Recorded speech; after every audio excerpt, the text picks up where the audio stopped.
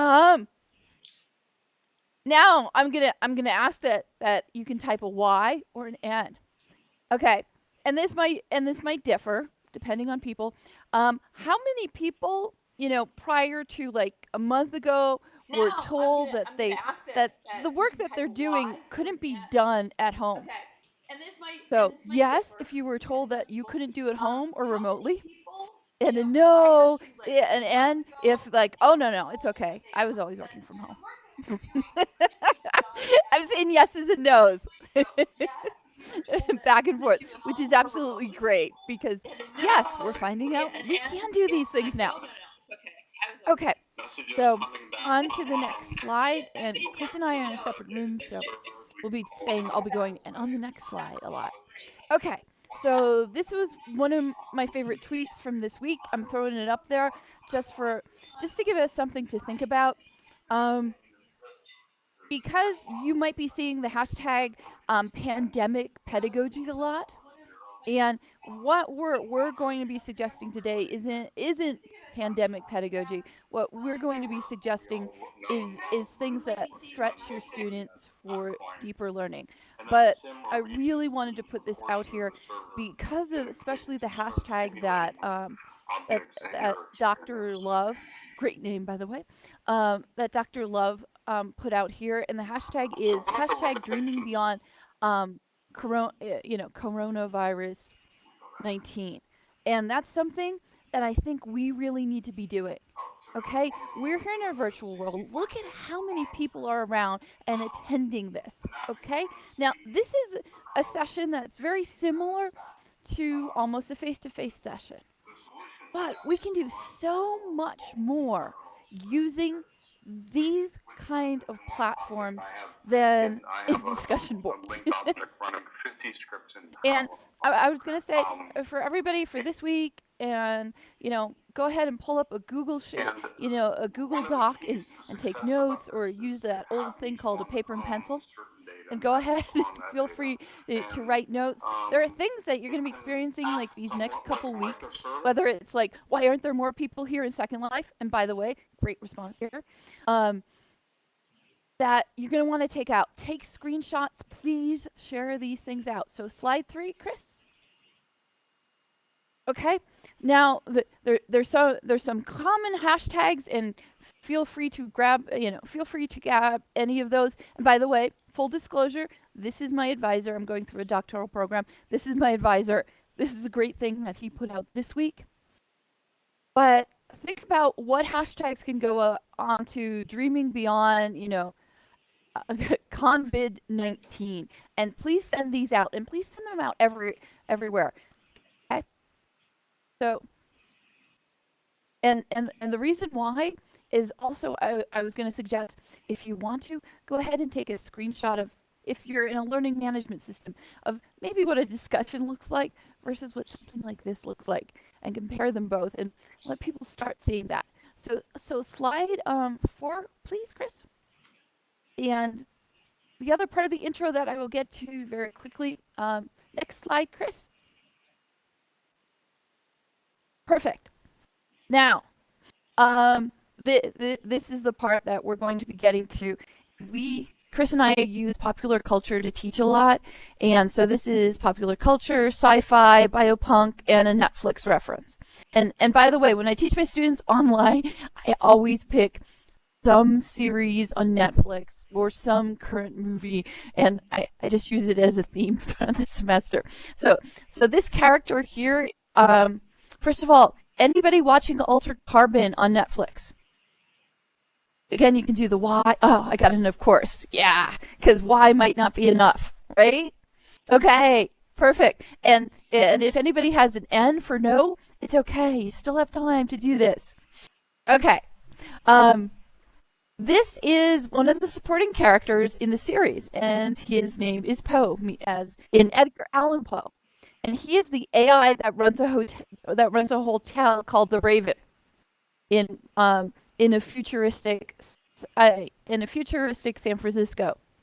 Okay, and in the first episode, there's some jokes and some references made to that hotels this kind of AI that he has are like stalker girlfriends. They're clingy and they're constantly checking up on you and they try to anticipate your every wish and thought. But he's like one of the best characters in the Netflix series. The book doesn't quite do him, but this was a quote, and I just wanted for these times, that we're dealing right with right now. I just have to refer to his quote. In practical things in the tumultuous hellscape of a world that matter most. And while he says a book, a name, chicken soup, they help us remember that life is to be savored. And I just wanted to say I hope everybody's doing that now. Now, next slide. The other reason I'm bringing this up is because May and June, Chris and I and our other colleagues will be looking at disorienting dilemmas and deliberate difficulties for educations as we do the Metagame Book Club on this altered carbon trilogy. Okay, next slide. So we're going to really get started now. So feel free, like I said before, jot down your thoughts and share either in discussions. We're really good. We can walk and chew gum, so we can look at discussions and read them. We can use discussions and read them and incorporate them in. And the hashtag that's being used is VWBPE20, but feel free to look for others. And next slide, please. So my next question is, how many of you have read the book Ready Player One or seen the movie? Either one's okay. Okay, so for those of you who haven't seen it, the beginning of the scenes is really this senior in high school who goes to a fully online class that's done fully in a virtual world.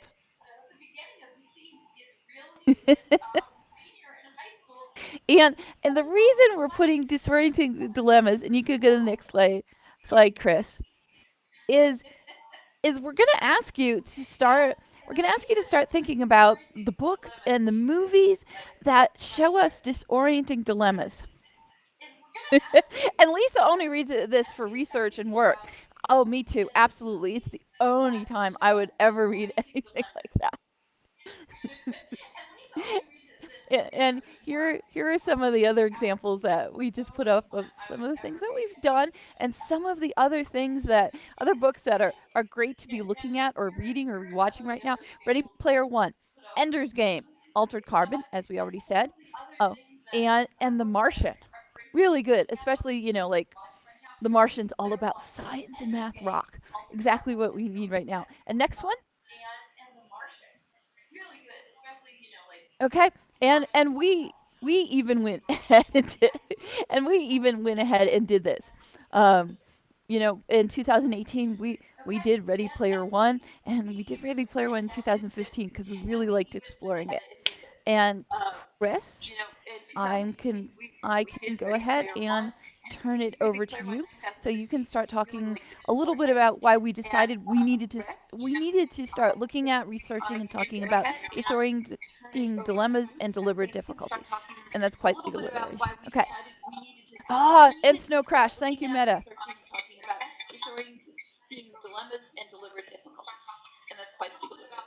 All right, thank you, Kate. So, whenever we were approaching VWBPE, one of the things we thought about is sort of what session do we want to look at. And as the theme was stellar, one of the things we started looking at is so what was common about the different things that was common about how we approached our really cool objects and the really cool things that we did, and what was it that really sort of made things special for us. And one of the things we found was it was really sort of when we pushed beyond what was our normal, what was our everyday, what was our status quo. And so really one of the things that we see is for us, we teach online at a community college, and really a lot of our focus is looking at universal design, user experience. So we focus a lot on accessibility and user design, user experience design. That's really sort of our gold standard. Really, it's also meeting along with all the other standards. So anyone who's worked in higher education definitely probably totally understands all the different standards and regulations and predators, all the stuff's going on right now with the various COVID-19 responses that everyone's trying to manage and making sure competencies, still meeting everything else I've had. So one of the things that we look at is universal design, and so the definitions that are up here for those that aren't familiar with universal design or user experience design, and also I put the links at for those that want them. And so really one of the things we see as we design courses is that accessibility is really front and center. And so sometimes we as educators are guilty of really focusing on just making sure things are just accessible. We really focus on that and we're just so focused on trying to make sure everything's accessible that we really don't spend time looking beyond just making things accessible. And so what happens is there's a general lowering of cognitive skills. There's a general simplifying of the interface and the navigation. It's not because of accessibility. It's just we try to do things, we try to simplify things, try to go ahead and we try to meet all of the various requirements that are out there. And of course, sometimes what you run into is going ahead and looks like some things are cutting in and out. So hopefully the voice is back now.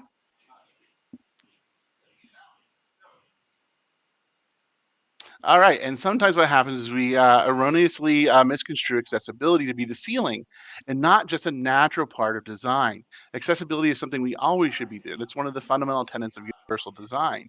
And so what happens is it's not something that should be our ceiling, it's something that should be just a natural part of what we do.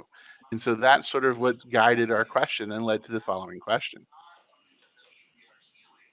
So as we approach learning, we needed to remember how do we assess or scaffold higher level cognitive skills and expectations while still achieving our user experience design and accessibility standards? And so this is what we're going to go ahead and use as a guiding question for the rest of our talk. So this is sort of how we got to this presentation and moving forward. And I'm glad the voice is coming over well. Thank you very much. So I'll go ahead and turn it over to Kavon to talk about the rest of the key terms and the key.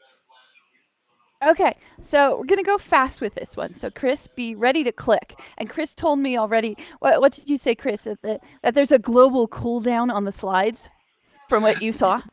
There's a little bit of a cool down between Speakeasy and the slides, and since we have Speakeasy key, when you go off script, you still have to wait for the Speakeasy to catch up. Okay. Well, this one should be quick. Okay, so look, we think there's no better place to discuss and design or build disorienting dilemmas and deliberate distractions than where we are now, which is Second Life. Okay, or OpenSim. Or one of our favorites is World of Warcraft. Sorry, there's just so many great things that can happen there. Other people's favorite is something like Minecraft. And actually, I know you're gonna think this is a little funny, but Animal Crossing is now starting to go more and more sandbox. Uh, I'm actually talking with my students about how they're making it so that there's almost like an easy Photoshop thing. And we're actually talking about like sandboxing Animal Crossing. So we're just going to go over some of the terms really quickly because the reason why is because somebody always asks when I'm having to put things forward and trying to convince people to do crazy, out of the box things that haven't been seen, say in a department. That what we're seeing is often that research actually helps us. So go ahead and take a look and feel free to read this. And the theory that we're going back to is transformative learning. And transformative learning actually dates back from like the late 1970s. And what this paradigm looks at is how can you take a critical lens to things? How can you bring a critical consciousness to things? How can you look at things differently than perhaps in the mainstream does? And a shout out to Beth. I totally agree. People are doing Animal Crossing for the clothes and the design possibilities. people are going into Animal Crossing for that now, which is actually great. So next slide, please, Chris. For transformative learning theory, there are actually 10 phases or steps to it, and the one that we're really looking at is this first one, this disorienting dilemma. How when students come in to whether it's a virtual world or an online classroom or a face-to-face classroom, how do you trigger really an experience that does not fit with their pre-existing structure that allows them to have critical self-reflection after this? And this is really what I'm doing my doctoral research on. I'll let you know when I get to the dissertation phase. But especially in virtual worlds, unless you're using an avatar or character that is exactly like you face to face, you can develop a disorienting dilemma for people really easily. So, Chris, next slide. And here's a question for you guys, for everyone here. And you can tell what part of the country I'm originally from when I use words like "use guys." Uh, but think about it for a minute.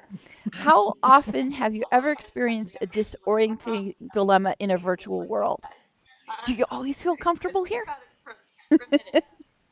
Okay. Now think about it in educational settings. Have you experienced that in educational settings a lot or not? Bethany, I agree. Discomfort is part of learning. Um, Also, how are we designing educational experiences? And I have to go back to I am seeing a bias right now that is going back to what Chris is talking about. And it's not about accessibility, it's about ease. Okay? And not just navigation ease, but how do we get students through this content as quickly as possible? It does not. So to Sue Nocht, the theory doesn't really talk about technology.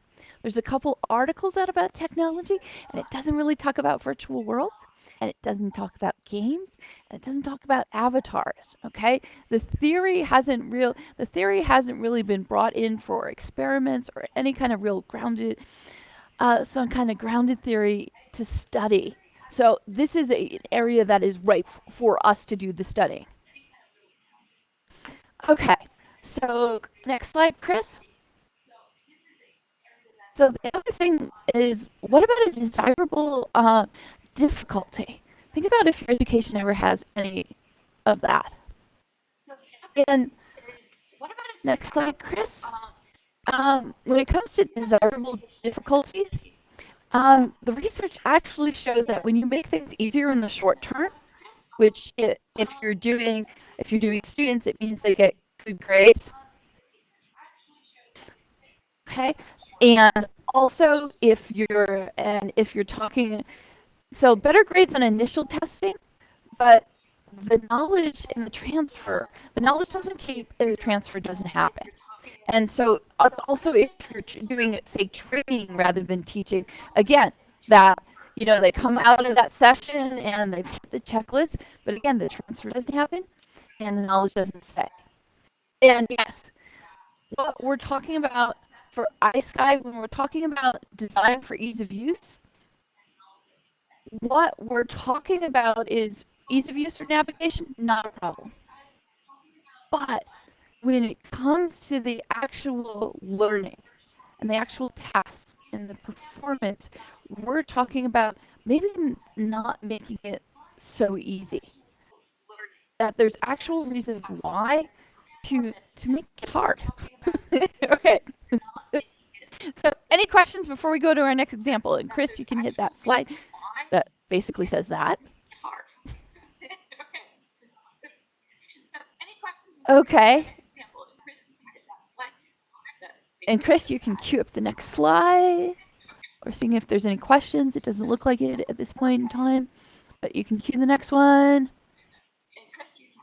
So this is the example that we're going to show you because we did one in Second Life that we think is a really good example of disorienting our students and giving and deliberate difficulties.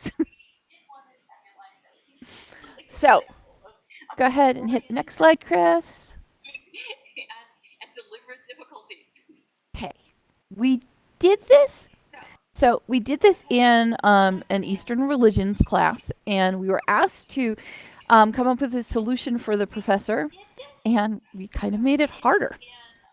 So next slide. So one of the things that the instructor wanted was the concept of liminality. So Chris, you can hit the next slide unless the global cooldown is on. And the state of being liminal, it relates to a transitional stage or process. So it's not giving the student definitive answers. And the students in Bardo Tolo, actually what they were looking at was the reincarnation process. And for a lot of Western students who have never, whose background was Judeo-Christian, looking at the liminality of reincarnation was something that just wasn't getting across in essays and coming across in the students' online discussions. So what they decided to go ahead and do, what we decided to do was to create a disorienting dilemma.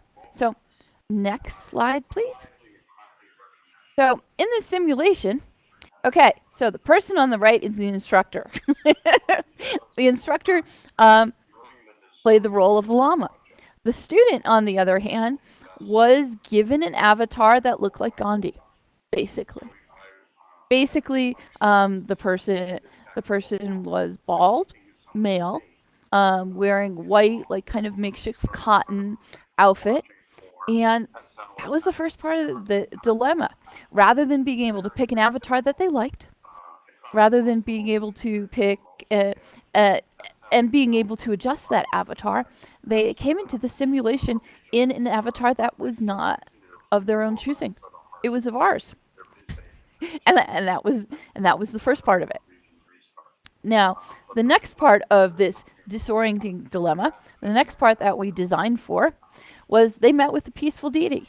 Now, the peaceful deities, beautiful people, all they do, the peaceful deities do, is whisper and tell everyone how fantastic they were in their life, and tell them, how they should be praised, So they got a full force of how wonderful that they were, and all these avatars acting really nice towards them.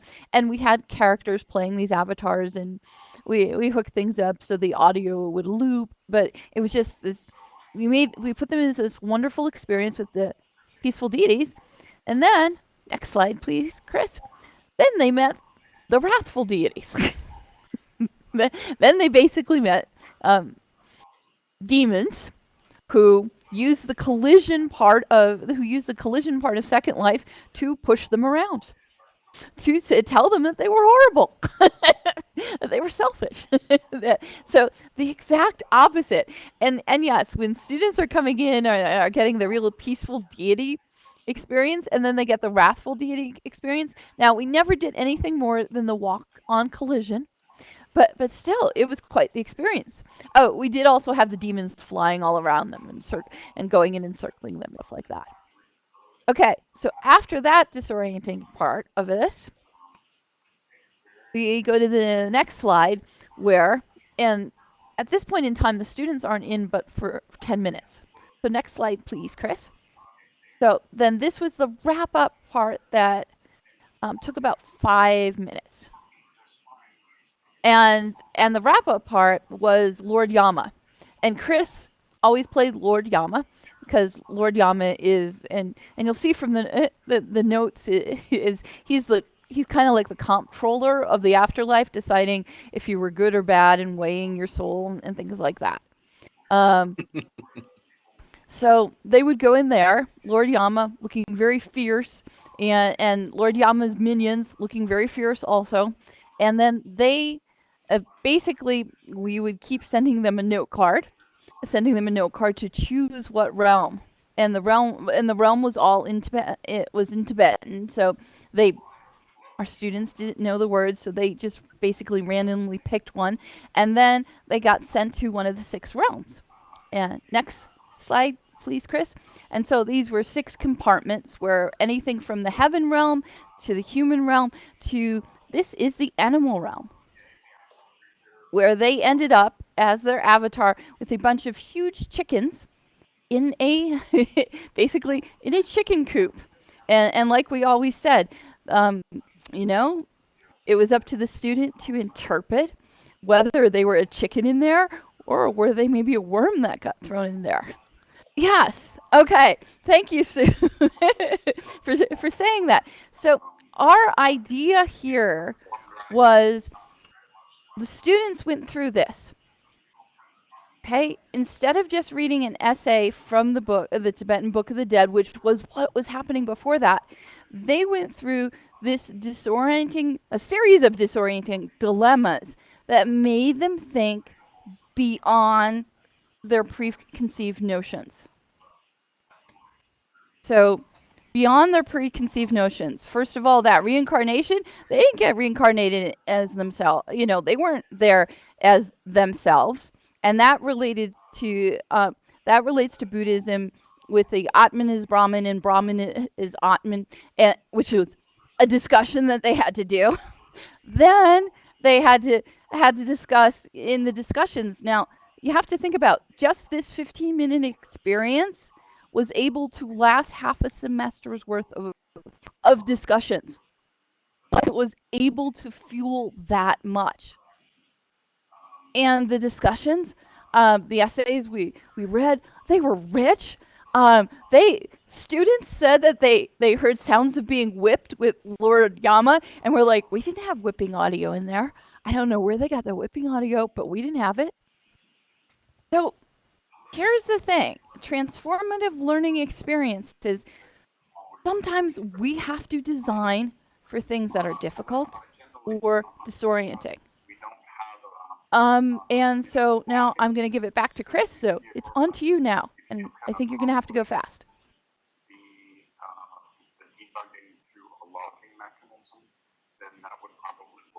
Sure, we've got about 20 more minutes to go and a few more slides, but they'll go pretty quick. So now it's time to go ahead and look for a group discussion. So feel free to go ahead and chat. And one of the things we would like to go ahead and pose to you all are, now that we've heard some of the information about disorienting dilemmas and desirable dilemmas, difficulties, what are some of the things you're thinking about that you'd want to experiment with?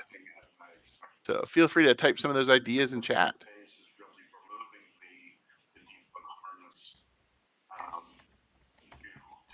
if you'd like to share.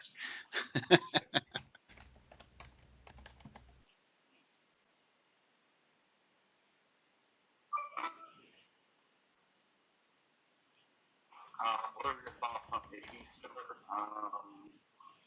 I don't have any experience with Easter. It's a good one, Jazz. How to navigate through scholarly research. Yes.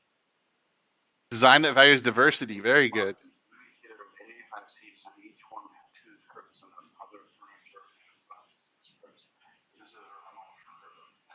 Unfortunately, K's College stopped funding their Second Life sim.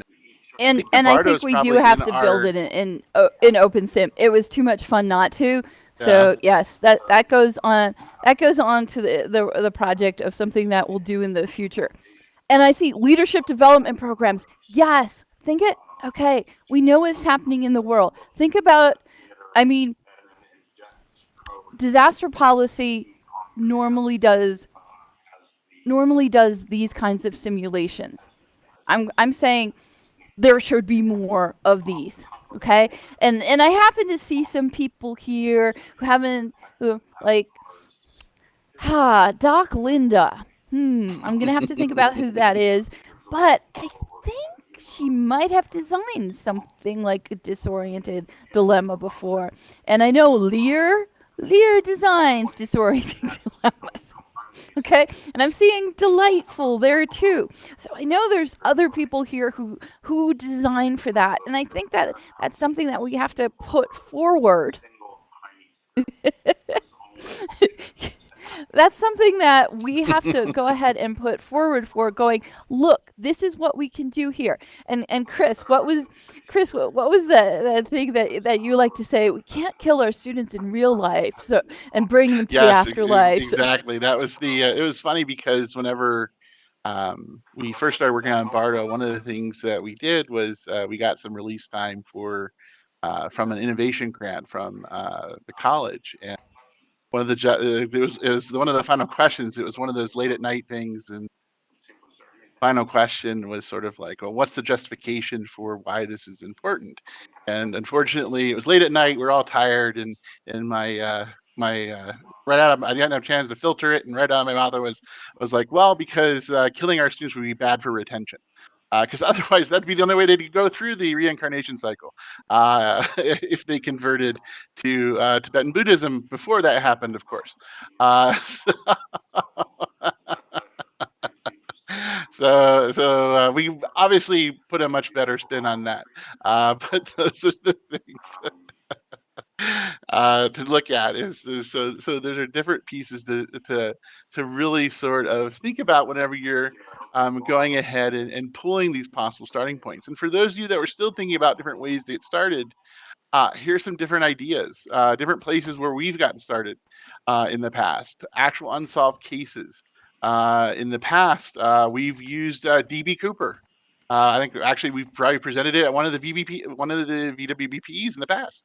Uh, DB Cooper was used for some of these, looking at it for my accounting classes, looking at murder mysteries, looking at puzzles, favorite movie, popular culture, current events. There was talking about leadership, different things like that, disaster preparedness, lots of different things you could use for lots of potential starting points to continue on with. So as we're working through our pieces, one of the big things that we want to go ahead and very cool, the ghost of Mark Twain, nice.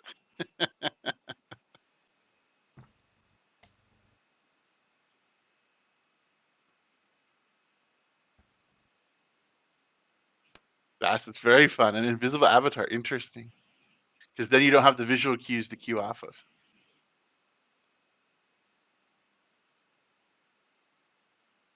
All right, so go ahead and we'll give some time for some questions. So we'll go ahead and go quickly through the last section here.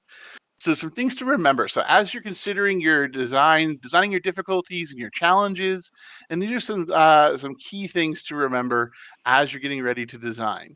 And so the 3 Fs. And you can come up with your own Fs as well. Fun, flow, and Fiero. So these are things that you've heard and we've talked about. Hard fun. So the fun refers to hard fun, the idea that you get enjoyment from overcoming difficulties, constraints, and challenges. We love the games that enrage us the most. However, there needs to be an intrinsic motivation, a desire for status for performing the task, and/or autonomous constraint satisfaction on the part of the learner. So these are key pieces, and the source for that is that Scientific America article that I just posted. And so this is the really important piece, because if your learners do not have that intrinsic motivation, they do not have that desire, or they don't see that status, or they don't see that, sword in the stone is what the article refers it to. And also, they don't have that autonomous ability for that constraint satisfaction, then you start seeing the difference of that hard fun, and they start seeing that and perceiving that in a different way.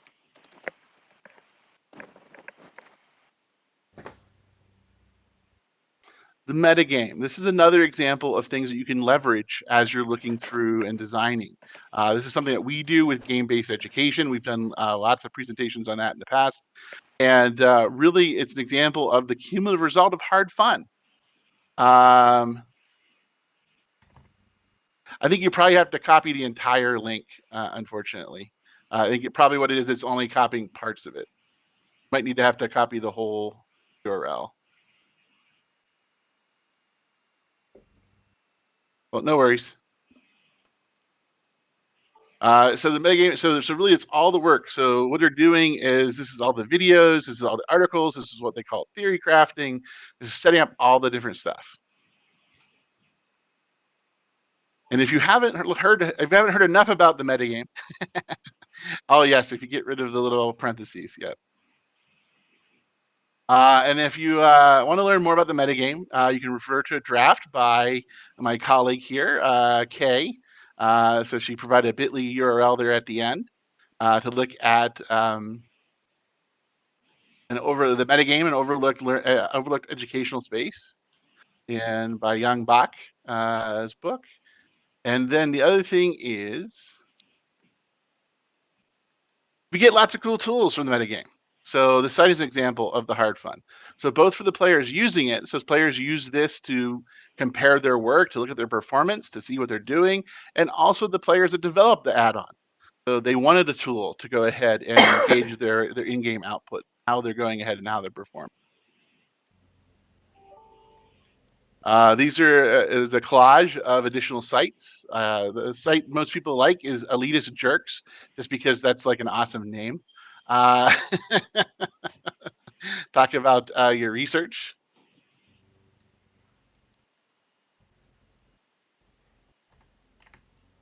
And then you also have Icy Veins, and then you also have World of Logs, which is where you have that data piece there. And so there's lots of things out there, and this is just dedicated just to one game. This is World of Warcraft. So another theme you see with hard fun is embrace the suck. So you see this is a military term, and this idea is that you accept failures. You accept that there's challenges, and it comes with learning new skills and new techniques.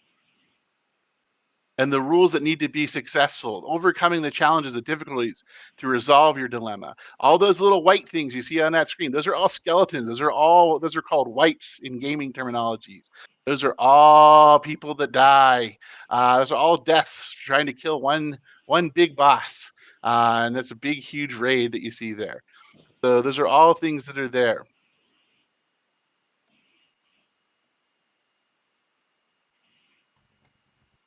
In games, this typically involves challenging boss fights, puzzles, gathering special or rare materials. In virtual environments, it's a learning curve. Everyone can remember being able to move around. The first time you tried to walk around in Second Life, I remember folks talking about being naked and alone on Orientation Island. I'm sure there's a web series that someone should create. But then building, and remember building. And this is actually a picture from one of our early VWBPE builds several years ago.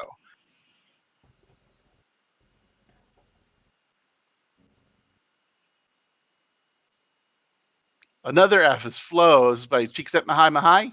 The state of being completely involved in any activity for its own sake.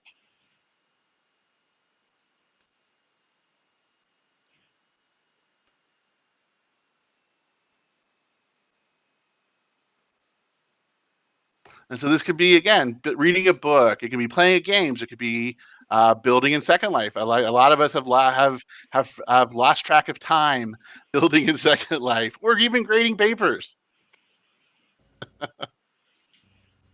Some of us have lost time, perfecting our line dancing animations. Some of us. Anything where you lose track of time or awareness of your surrounding would be considered flow. These are all things that are there. So different ways you can do. So also, a lot of us spend time on our avatars. How our avatars are perceived, how they're perceived by others. A common complaint of players of World of Warcraft, especially druids, they see ourselves as their humanoid character with their pretty outfit, but the rest of the game sees them only in bear form and just see the backside of the bear. So it's all a matter of perspective. And again, I mean, come on, we've all spent time looking at our virtual selves and changing the way we look.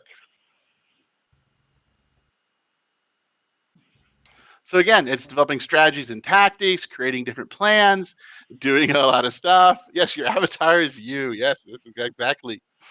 So there's a lot of different ways to go ahead and solve it. The thing to remember is there's no one solution to the problem. There's lots of different ways to solve a challenge.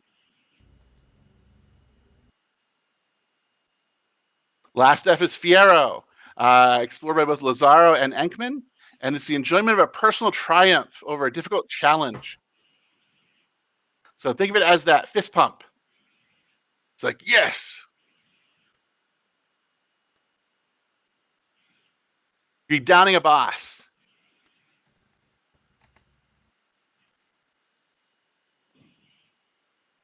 Getting a group achievement as a guild or as a group of players.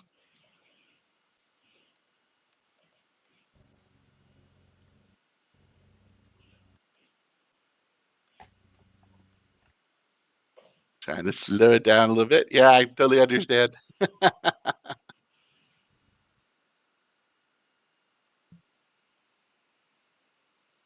We're accomplishing individual achievements.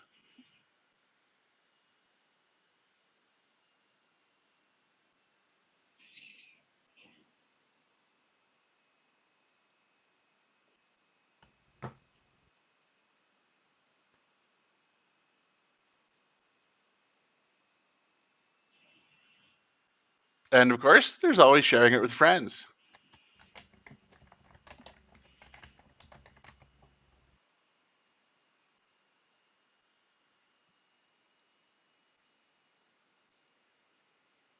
And since we are So here at VWBPE, nothing would okay. be without. So what I was going to say is because I know you have to go through some of these slides. I was going to say, so what Fiero kind of moments have people had lately?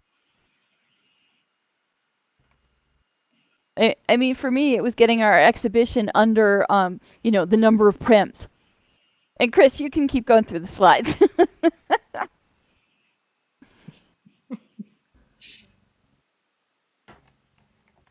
Oh, so what Meta put in there.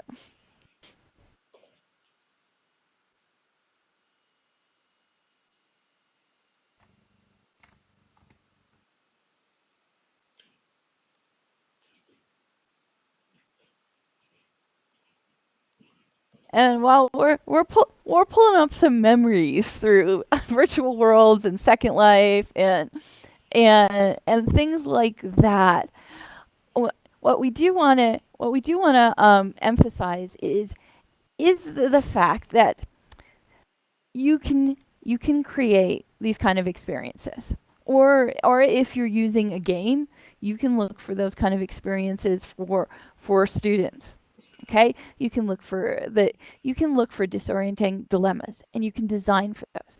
You can look for deliberate difficulties to emphasize points that they'll be able to remember past the latest test. And then you can also go ahead and use like the three F's. The three F's being fun, fun, meaning hard fun, flow, and then fiero. And we wanted to invite all of you to this next thing. Chris, you take it away. Sure. And then I'll just hand it right back to you for the next slides. So this is our next coming event. So this will be on April 6th, 5 to 6 p.m. For any of you who are nostalgic for WoW Classic, we're going to coordinate an immersive tour of WoW Classic. We've affectionately called it Embrace the Suck because it is talk about hard fun. There is going to be lots of dying, I expect, a lot of trials and tribulations, and a lot of walking. Because remember, in Classic, you don't get to ride until you're. So it'll be fun. So the information is on the program. So make sure you look that up.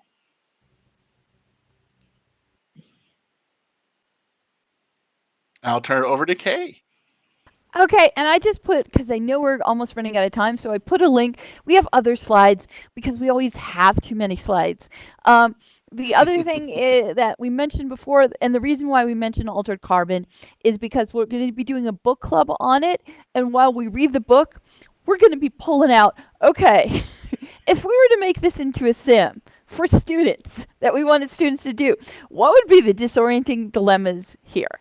And the book Altered Carbon is all about being put into different forms of carbon or bodies and taking your consciousness and being put in one to another one to another one.